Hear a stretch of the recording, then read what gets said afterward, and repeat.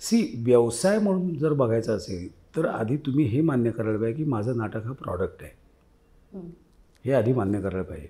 आणि व्यवसाय म्हणून नाटक हा प्रॉडक्ट मान्य केल्यानंतर लोकांना काय आवडतं हे बघायला पाहिजे.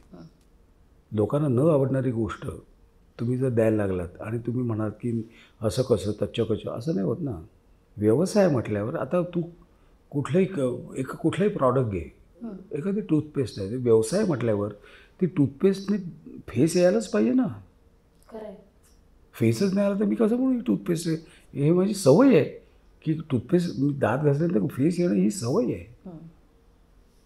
सो व्यवसाय म्हटल्यावर नाटक हा प्रॉडक्ट आहे म्हटल्यावर प्रॉडक्ट तुम्ही जेव्हा बाजारात घेऊन जाता तेव्हा प्रॉडक्ट तो आवडण्यासाठी एक तर प्रॉडक्ट मुळात उत्तम असायला पाहिजे, ही पहिली गोष्ट.